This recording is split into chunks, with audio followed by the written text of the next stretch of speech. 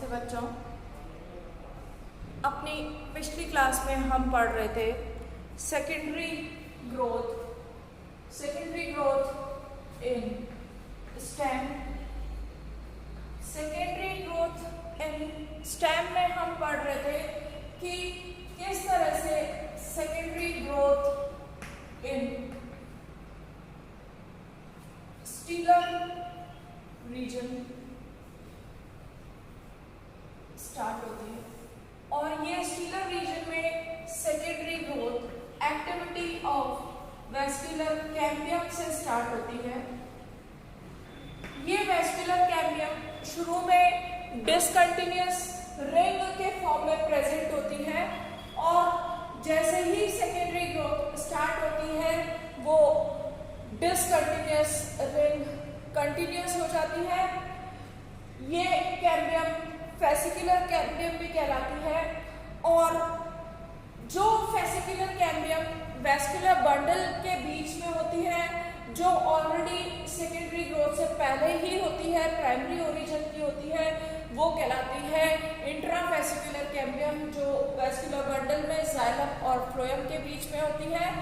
और दो vascular bundle के बीच में जो गैप होता है जहां पर कैम्बियम पहले से प्रेजेंट नहीं होती, वहां पर इंट्राफेसिकुलर कैम्बियम बन जाती है। तो सेकेंडरी ग्रोथ का मतलब है ये वेस्कुलर कैम्बियम की एक्टिविटी का स्टार्ट होना और ये वेस्कुलर कैम्बियम जो है वो इंटरफेसिकुलर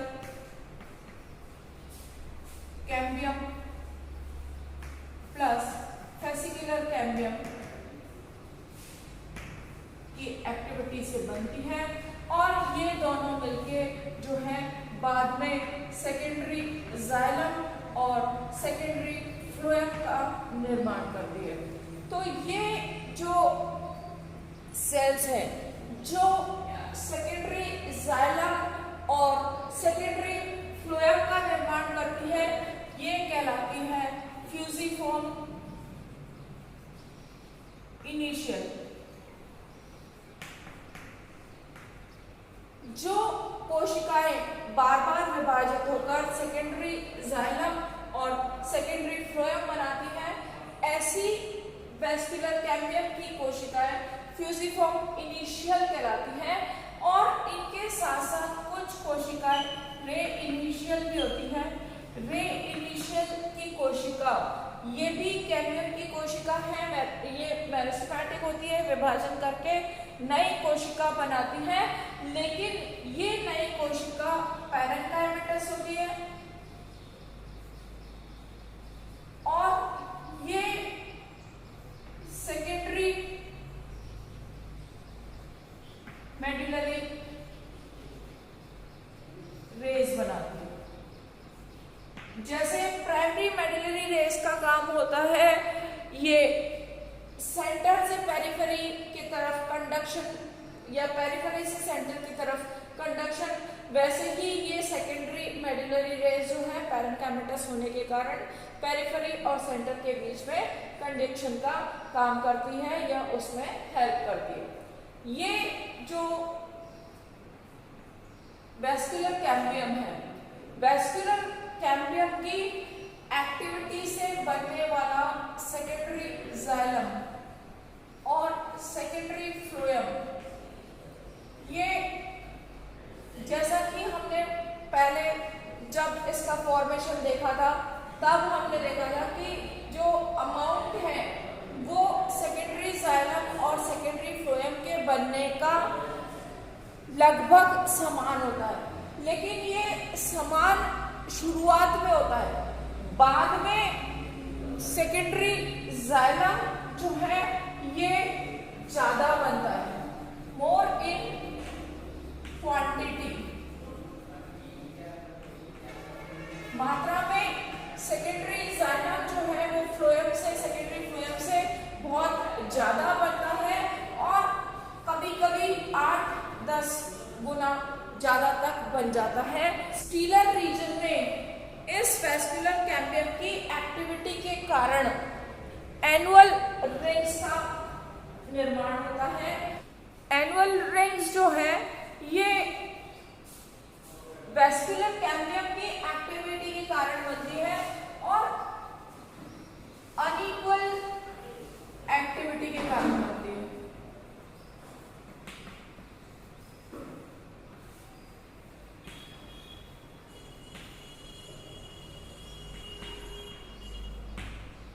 अनइक्वल एक्टिविटी से मतलब है कि वेस्कुलर कैम्बियम जो है वार्षिक वलय, ये वार्षिक वलय क्यों बनते हैं? ये जो हमने अभी पहले पढ़ी कि वेस्कुलर कैम्बियम होती है जो द्वितीयक जाइलम और द्वितीयक फ्लोएम का निर्माण करती है। इस की प्रक्रिया यानी कि formation of secondary xylem and secondary phloem जो है वो हमेशा एक सी नहीं रहती। ये जो प्रक्रिया है ये साल भर में बदलती रहती है, कभी कम होती है, कभी ज्यादा होती है। और ये जो एक्टिविटी है वेस्कुलर कैम्बियम की, ये एक्टिविटी अफेक्ट होती है, अफेक्टेड बाय क्लाइमेट या क्लाइमेटिक कंडीशन। ये एक्टिविटी अफेक्ट होती है बाय एनवायरमेंटल फैक्टर्स और इन एनवायरमेंटल फैक्टर्स के कारण यहाँ पर जो है एनुअल रिंग का बनना जो है वो होता है। अगर हम टेम्परेट रीजन की बात करें, टेम्परेट रीजन में क्लाइमेट जलवायु साल भर एक सा नहीं रहता। यहाँ पर जो एनवायरमेंटल फ्लक्चुएशंस है या क्लाइमेटिक फ्लक्चुएशंस है वो ज़्यादा होते हैं। यहाँ पर जो है सर्दी, गर्मी और बरसात जो सीजन है वो अलग अलग होते हैं। यहाँ पर इन सीजन्स में डिफरेंस ज़्यादा होता है। तो ये जो टेम्परेट रीजन है यहाँ पर दो तरह के सीजन्स होते हैं, स्प्रिंग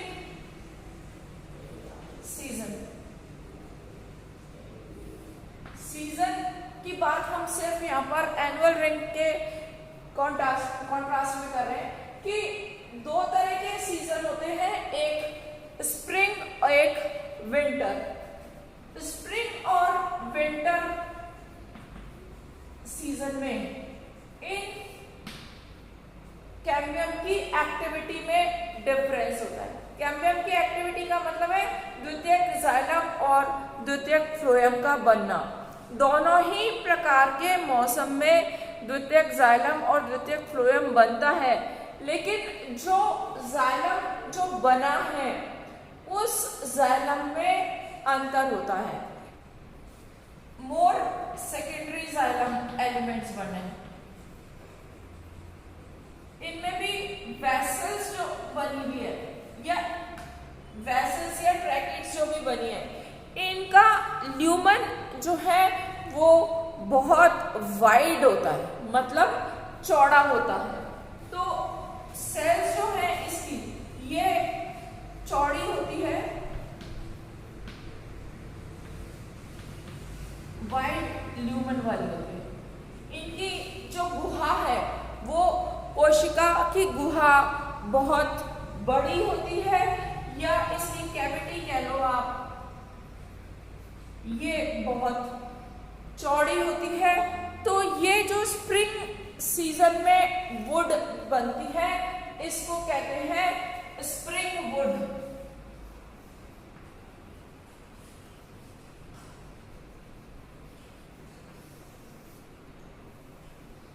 बसंत ऋतु, बसंत ऋतु में जो कैम्बियम है, वेस्कुलर कैम्बियम द्वितीयक जाइलम का निर्माण कर रही है और ज्यादा एक्टिव है। ज्यादा एक्टिव का मतलब है ज्यादा जल्दी विभाजन कर रही है, ज्यादा संख्या में कोशिका बना रही है और वो जो कोशिकाएं संख्या में भी ज्यादा है और साइज में भी बड़ी है। उनकी जो गुहा है वो बहुत चौड़ी है, ज्यादा टिश्यू है तो वो ज्यादा फायदेमंद है, ज्यादा क्रियाशीलता के कारण बना है, जिसको कि स्प्रिंग वुड कहते हैं। इसके विपरीत जब शीत ऋतु आती है, सर्दियों में या ऑटम सीजन में, ऑटमन सीजन में यही वेस्कुलर कैम्बियम जब डिवाइड होकर सेकेंडरी जाइलम या फ्लोएम बनाती है, तो इसकी एक्टिविटी, वेस्कुलर कैम्बियम की एक्टिविटी ये कंपैरेटिवली बहुत स्लो होती है, और इसके एक्टिविटी कम होने के कारण इस सीजन में जो जाइलम एलिमेंट बने हैं वो फ्यूअर बने, संख्या में कम द्वितीयक जाइलम यहाँ पर बना है। और यहाँ पर जो द्वितीयक जाइलम बना है उसकी वेसल्स का ल्यूमन, उसकी जो गुहा है वो सकड़ी है, नैरो ल्यूमन वाली वेसल्स बनी है। तो ये नैरो ल्यूमन वाली वेसल्स जो हैं ये कहलाती है ऑटमन वुड, जो कि ऑटम सीजन में बनती है।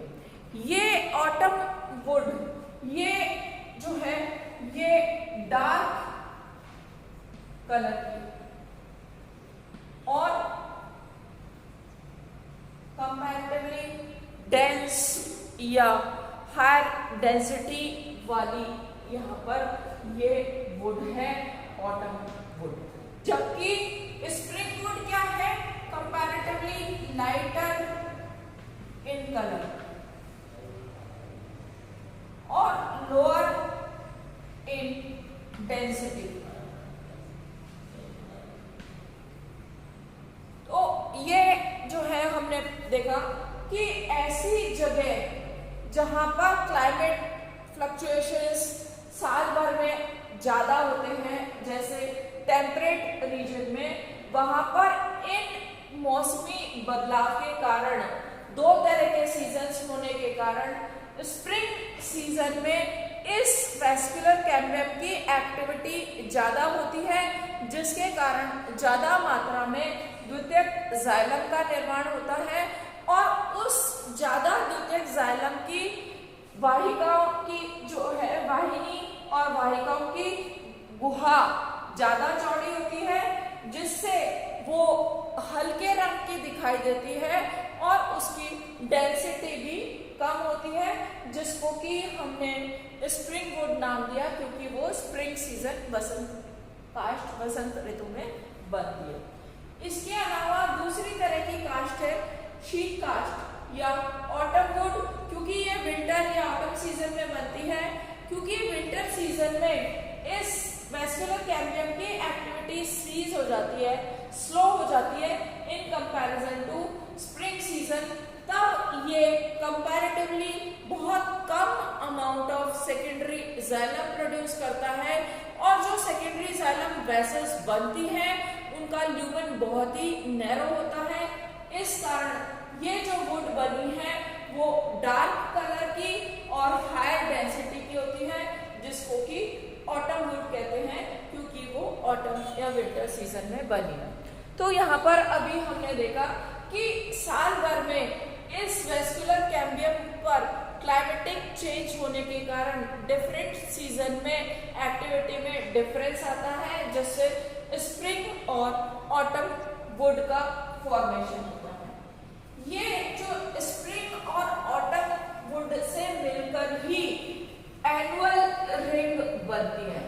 स्प्रिंग वुड और ऑटम वुड ऑल्टरनेट होती है, दो एडजॉइनिंग ऑटम और स्प्रिंग वुड के मिलने से एक एनुअल रिंग फॉर्मेशन होता है।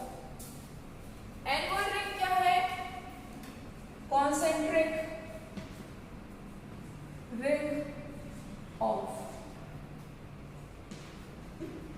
Spring would plus concentric ring of autumn would. ये जो एनुअल रिंग है ये ऐसी जगह में, ऐसे स्थानों में ज़्यादा क्लियर या प्रोमिनेंट होती है जहाँ पर क्लाइमेटिक फ्लक्चुएशंस ज़्यादा या क्लियर होते हैं। एक एनुअल रिंग में एक स्प्रिंगवुड और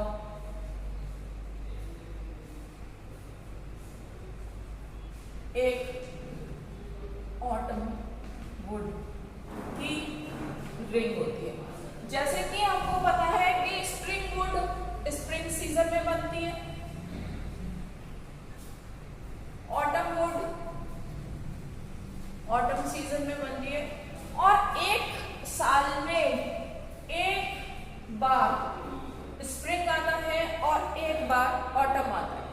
तो एक साल में एक चक्र ये एनुअल रिंग का बनता है। इसलिए ये जो एनुअल रिंग है, ये एनुअल रिंग काम में आती है इस बात का अंदाज लगाने के लिए कि जिस पेड़ की, जिस वृक्ष की हम एनुअल रिंग की बात कर रहे हैं, उस वृक्ष की आयु क्या है। एज ऑफ ट्री इस एनुअल रिंग को काउंट करके हम आइडिया लगा सकते हैं कि जिस वृक्ष की एनुअल रिंग्स इतनी है उसकी आयु इतनी है। तो ये जो विज्ञान की वह शाखा जिसमें हम एनुअल रिंग्स को काउंट करके किसी भी प्लांट या ट्री की एज कैलकुलेट करते हैं, that branch of science is known as dendrochronology.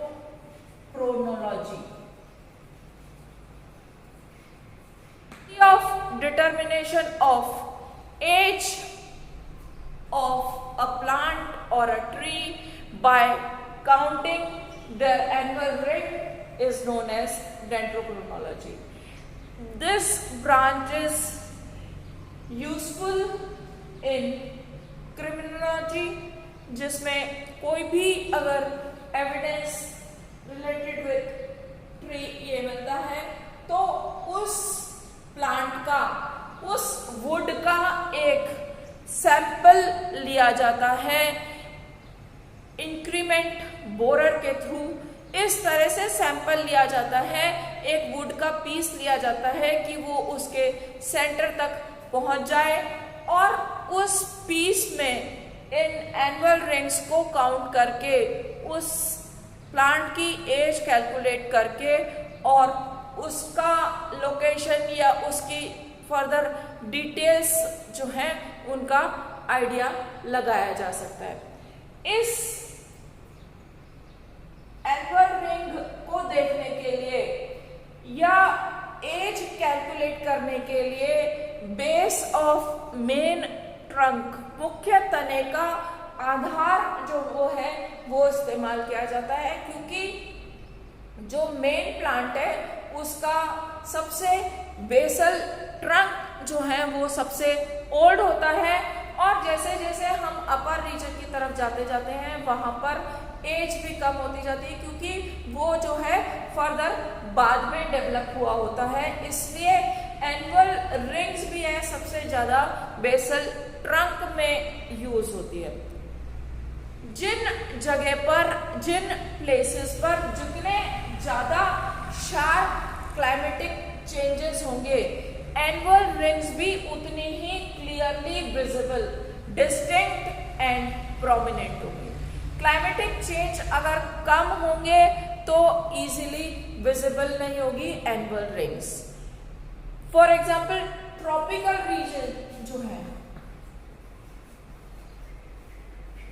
Tropical regions का मतलब है जहां पर विंटर एंड समर के बीच में टेम्परेचर फ्लक्चुएशंस, यहाँ पर वर्ष भर जलवायु में बहुत ज़्यादा अंतर नहीं रहता, तो उन जगह पर डिस्टिंक्ट एनुअल रिंग्स दिखाई नहीं देती। जैसे कि हिमालयन रीजन्स, इंडिया में जो हिमालयन रीजन्स है वहाँ पर सर्दी और गर्मी के तापक्रम में बहुत ज़्यादा अंतर नहीं रहता, इसलिए एनुअल रिंग्स क्लियरली विजिबल नहीं होती। सबसे कम लीस्ट क्लियर एनुअल रिंग्स जिसको हम कहते हैं वो हमें दिखाई देती है सी शोर पर। समुद्र तट पर उगने वाले प्लांट्स, कोस्टल रीजन पर उगने वाले प्लांट्स, क्योंकि वहां पर वर्ष भर मौसम जलवायु समान रहती है, इसलिए वहां पर इस वेस्कुलर कैम्बियम की एक्टिविटी में अंतर नहीं आता। तो स्प्रिंग और ऑटम सीजन में अंतर नहीं होने से जो वुड है वो अलग अलग नहीं होती, इसलिए यहाँ पर जो है सबसे लीस्ट क्लियर एनुअल रिंग्स दिखाई देती है। सबसे ज्यादा क्लियर हम पहले पढ़ चुके हैं टेम्परेट रीजन्स में क्लियर एनुअल रिंग्स दिखाई देती है। और इन टेम्परेट रीजन्स में भी जो डेसिडुअस प्लांट्स हैं उनमें और भी ज्यादा क्लियर एनुअल रिंग्स होती है in comparison to evergreen plants. जो सदाबहार के कंपैरिजन में ये डेसिडुअस प्लांट्स में annual rings are more clear. Annual rings are less distinct in desert.